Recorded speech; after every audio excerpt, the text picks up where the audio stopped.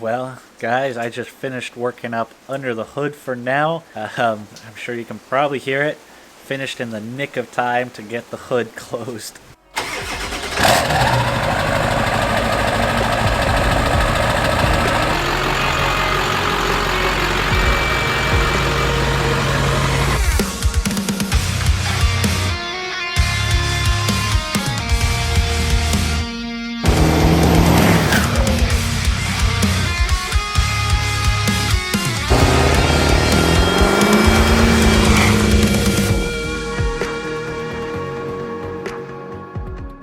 What is up, everybody? Welcome back to the channel. If you're new here, thanks for tuning in. So again, like last time, we're jumping right into the action, getting to work. Today's video should be a pretty exciting one. I know it's an exciting one for me. Should be pretty exciting for you. It is this weekend that we're finishing up and completing the fuel system rebuild, redesign that I've been doing on my truck. If you're new here and this is the first video you're watching, I have a couple of other videos. I think this is part 3. So there are 2 other videos before this that I will link down below, and maybe put a link in the video itself somewhere up here. And if you want to check it out and get a little more detail on what's going on, you can check those out. For those of you that have been following along, where I left off last time was basically we got the fuel lines in place, and they weren't quite how I wanted them. They're a little long.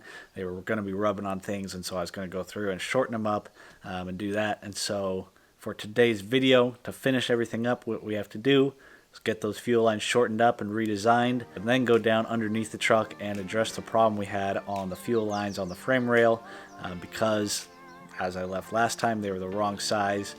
So we'll address that later on in the video. Right now, we're going to go through and finish up the fuel lines in the engine bay and call that complete.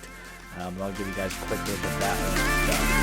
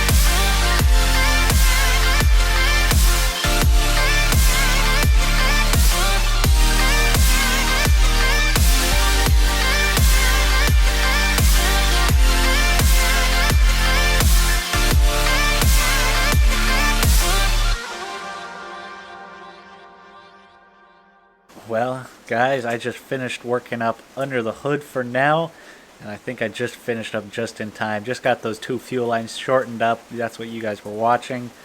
I'm sure you can probably hear it. Finished in the nick of time to get the hood closed.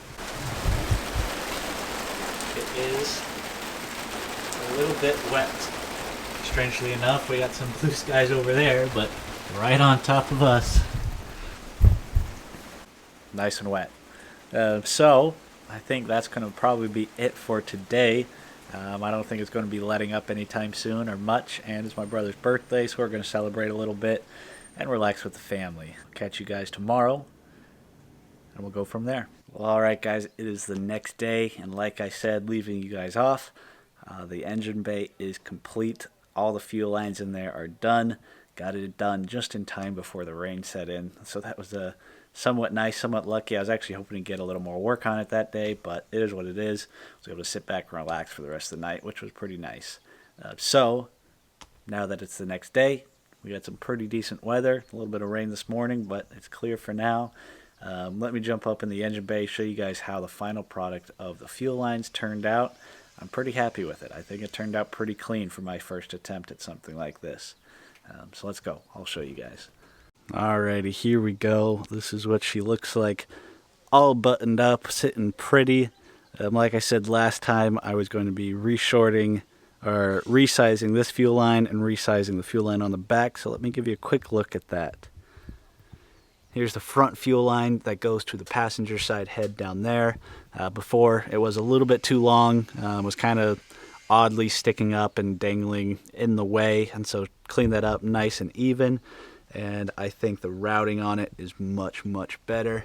And then back here we had this fuel line, which goes off the regulator back down to the driver's side head down there, kind of back below behind the alternator. And again, I cut it a little bit too long, and so it was rubbing up against the intercooler piping, which probably wasn't a big deal. But over time, I'd rather have it be where it is. So you can kind of see there's just a little bit of a gap there, which is about perfect. It's not putting any crazy strain on the fuel line. It's a nice even arc.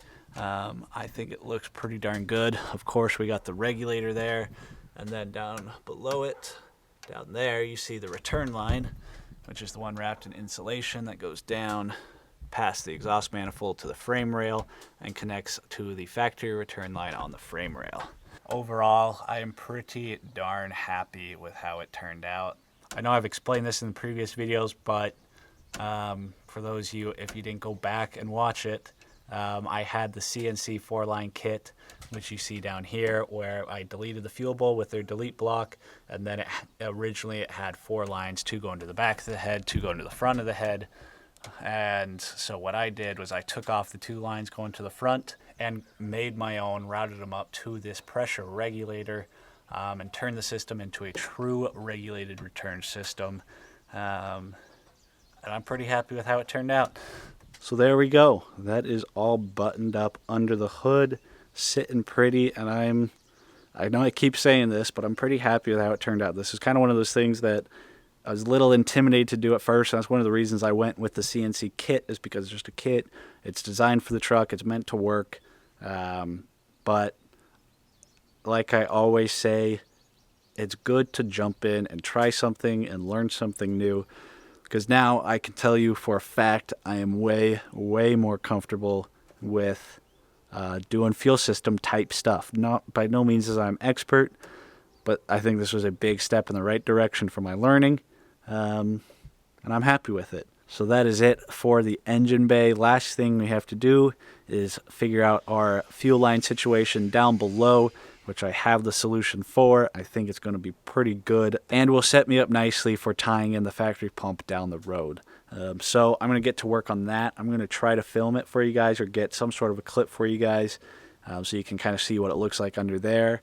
And then the old girl should be ready to start up, and I think we're going to be golden. Alrighty, so laying here under the truck. So in my last video, I showed you guys that the fuel lines that I was connecting to up there, you can see the one that I disconnected already, and the one behind it right there that I hooked my return line up to. Both of them, or the return line seemed to be that it was 5/16, and I think the feed line also ended up being 5/16. So instead of hooking up to that feed line, I decided to hook up to the pump itself, which is right here on the frame rail. This is the factory line you see below it, and then you see the blue cap that I put on it. Like I said, I'm capping this off for now until I decide to use or tie in the factory fuel pump. But Riffraff, and I think it's DDP diesel or something. I'll try to find a link to it, but Riffraff sells an adapter that you screw directly into the end or the output of your fuel pump, and then it has a 6AN fitting on the other side. So I just put a 6AN cap, and when I go to use it, all I have to do is put a 6AN line going off of that. So I figured I'd show you guys this. This is what your factory fuel pump looks like, right underneath your driver's side seat inside the frame rail. yeah, that's basically what it's looking like. Nice, clean, and fittings. I ended up putting a little bit of hydraulic Loctite on there that should be rated for diesel. Not on the AN fitting, but on the threads going into the pump, because you can see that the factory one had a little bit of thread dope on it, so figured it wouldn't hurt. But yeah, that's what it looks like underneath the truck, and that's what I'll be tying into when I hook up the factory pump. And like I showed right there, those are the factory positions that I was originally tying into before, right next to the oil filter on the frame rail. And just like that, the fuel system is done. Everything wrapped up under the hood, and like you guys just saw, underneath the truck on the frame rail, all the fuel lines are wrapped up nice and good. I'm really happy with how it turned out. That riffraff fitting that I got, I don't know if riffraff makes the fitting or they just distribute it. I've seen it in a couple different places, like I said, but riffraff is a company I fully trust, and so I ended up ordering it from them. I couldn't tell you the thread pitch on the fitting that goes into the pump. I don't know. I'm sure there's information on that out there somewhere, but it's nice having the 6AN adapter on it for when I go to tie in the pump later on. For those of you that don't know, I explained it in previous videos, but a very quick overview was I was seeing a little more of a pressure drop than I wanted with the AirDog pump feeding the 4-line feed kit. By no means was it a bad pressure drop. I was seeing 10 psi drop, or maximum of 10 psi drop at wide open throttle, which I almost never do. I mean, it's like wide open throttle at 70 miles an hour, 60 miles an hour. So it wasn't something that I was having an issue with it. This is more, I wanted to try something out and see how well it worked. And so the whole purpose of this project was to turn the CNC 4-line kit into a true regulated return to see if that different routing style of fuel holds fuel pressure better. Originally, I was going to tie the AirDog pump into a lift pump and put it straight into the factory Bosch pump on the frame rail.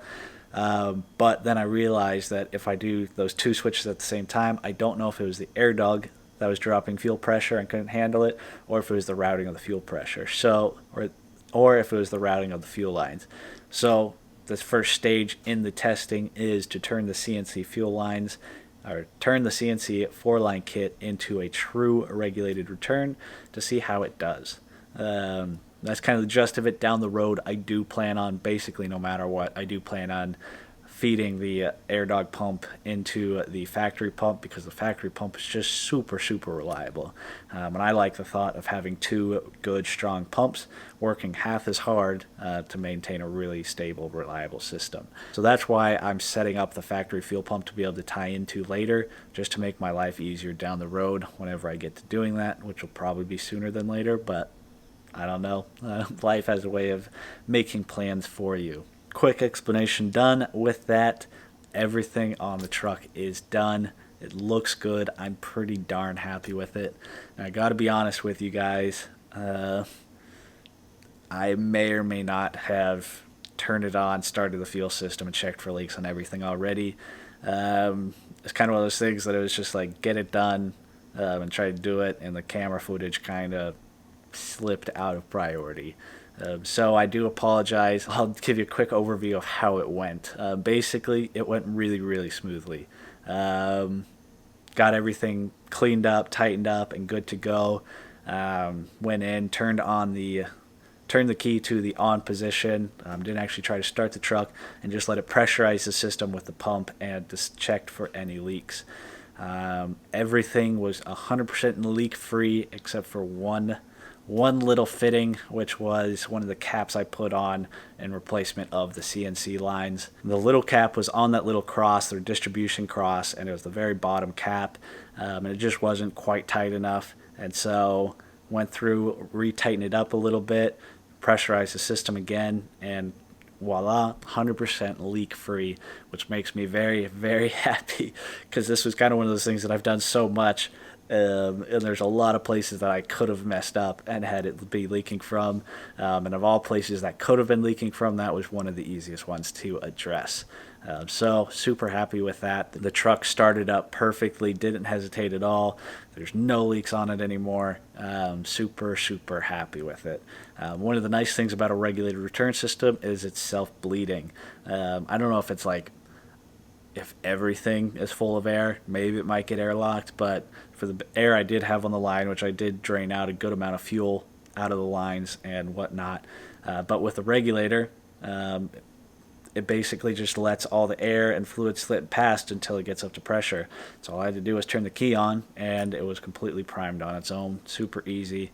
Yeah, I know I keep saying this, but I'm pretty happy with how it turned out.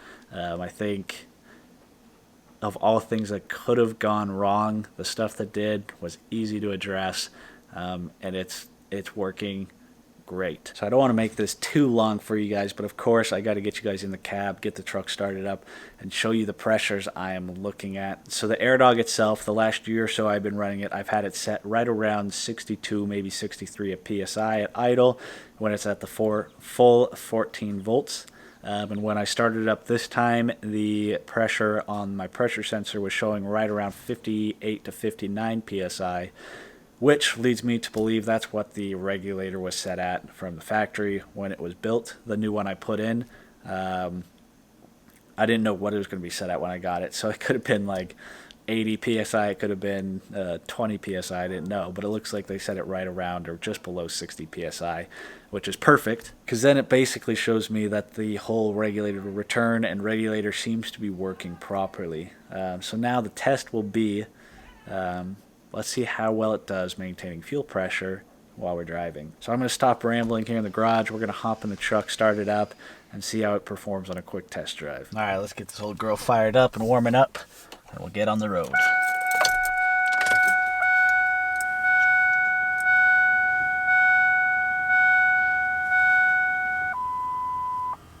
So you can hear the pump running, and then right here, I'll show you guys the monitor. Hopefully you guys will be able to see it all right. I'm going to take you off the tripod.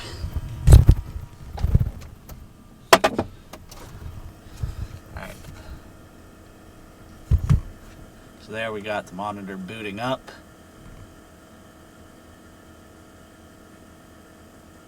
So fuel pressure we see over here on the bottom left, which is at 51 PSI while the truck is not running. Voltage is at 11 volts directly to the right of that.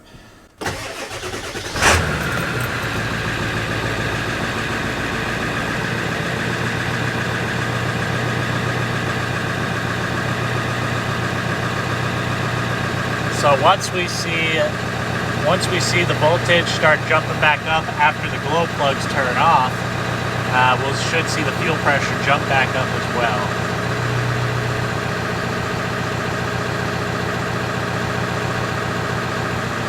There we go, it's at 12 volts now. Fuel pressure jumped up to 58 and a half, 59.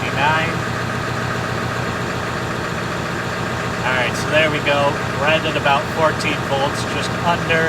It'll bump up once we start driving, but you can see the fuel pressure just below 60 PSI, which normally on first startup it would be closer to probably 63 to 65 and level out around 62 to 63.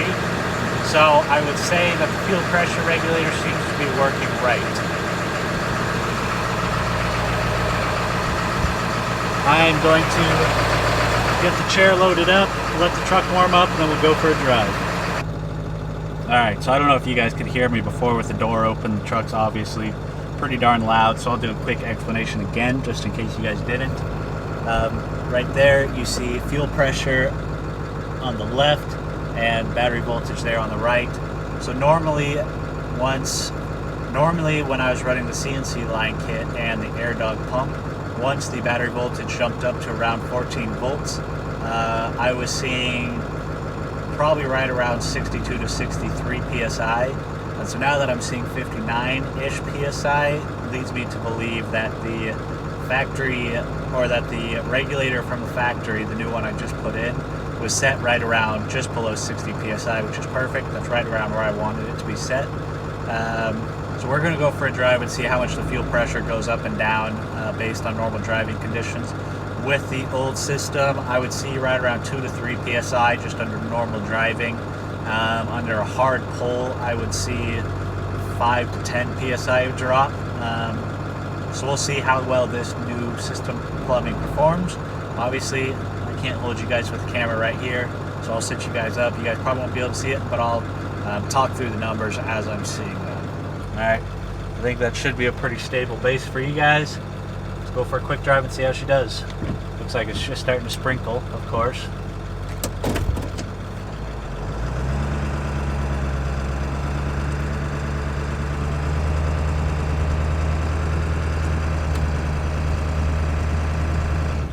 Got to get the batteries back charged up a little bit after cycling the key a few times testing out the system.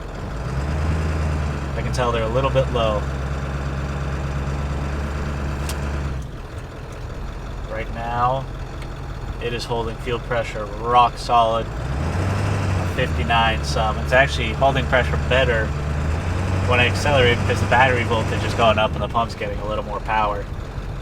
But hasn't dropped below 59 psi yet, which normally it would probably be fluctuating around 1 to 2 psi under this real light throttle.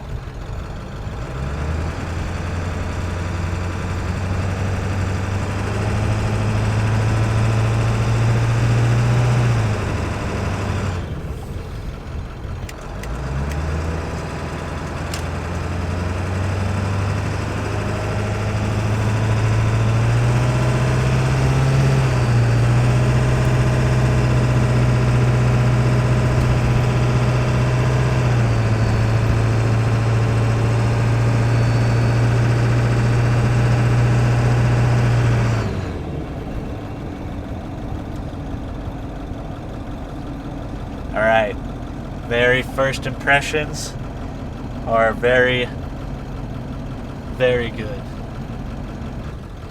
I think at some point in the near future it might be time to replace the alternator.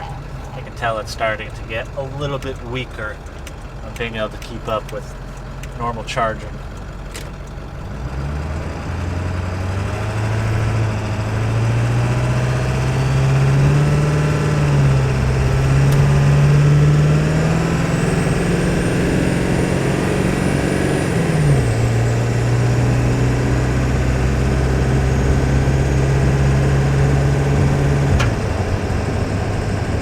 Alright, so that's probably a little under half throttle and we dropped about a psi. We just barely touched 58, 58.9-ish.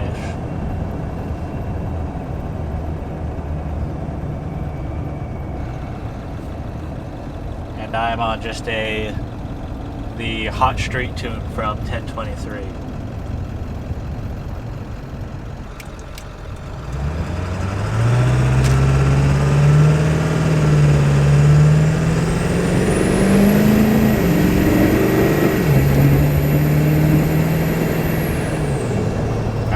Saw about a 3 psi drop, give or take.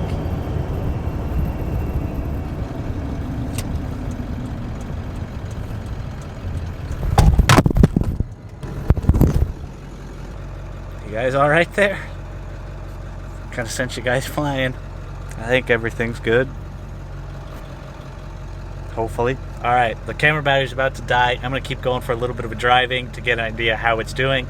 I'll catch up with you guys back in the garage. Alright guys, back in the garage. As you guys can probably tell, it is actually a whole different day from the last clip you just saw. It was actually almost a week later. I decided, one, I got really busy with work, and two, I wanted to get a little more drive time on the truck before I gave my initial impressions. So I probably have around 40 to 50 miles on the truck now since installing the fuel system. So nothing crazy, but I think I have a pretty good idea of how it's behaving. Like I was saying in the first test drive, under light throttle it seems to be behaving better. It doesn't drop fuel as much. The old CNC fuel system, I was seeing around probably 1 to 3 psi of drop under normal daily driving. I'm not romping around on it, just kind of doing my normal thing, driving around.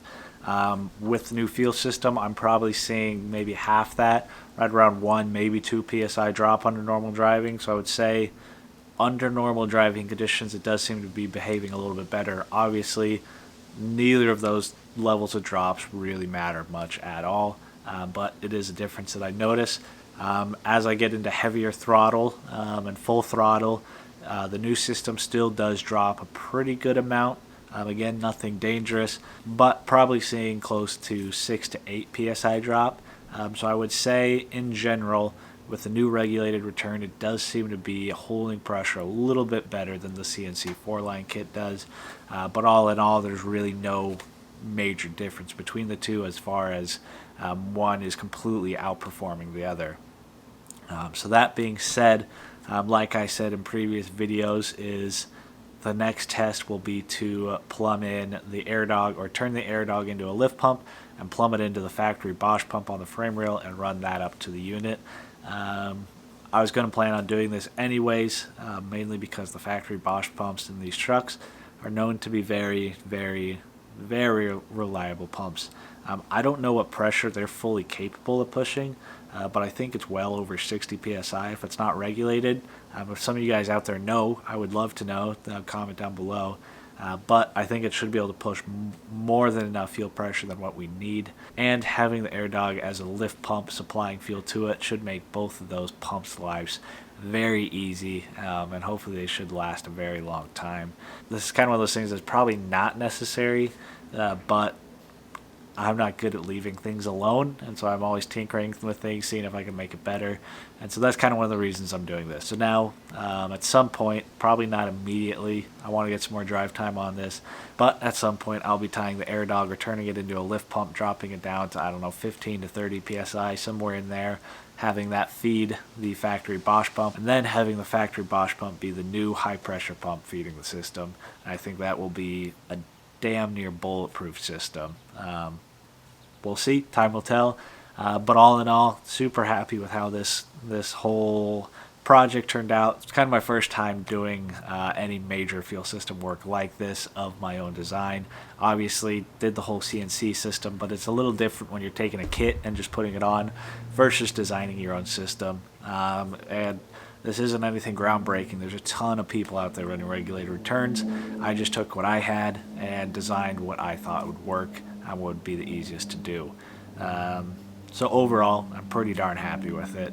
If you guys like the series of this whole fuel system build, let me know down below. Leave it a thumbs up. All your guys' input and interaction with the channel helps a lot. If you're not subscribed to the channel and you're interested in this kind of stuff, I encourage you to hit the subscribe button. I try to make it both educational and entertaining. Sometimes it's hard walking the line between telling you guys enough and talking too much. Obviously, I think this video is probably close to 30 minutes at this point, if I had to guess. But it is what it is. Hopefully you guys enjoyed it. There will be some more stuff going on to it, but I think I'll take a little break from the fuel stuff, and we have some other projects I have lined up. The Mishimoto degas bottle is going to the powder coater this weekend, which means it's going on the truck here pretty soon. I have some other parts to go along with that.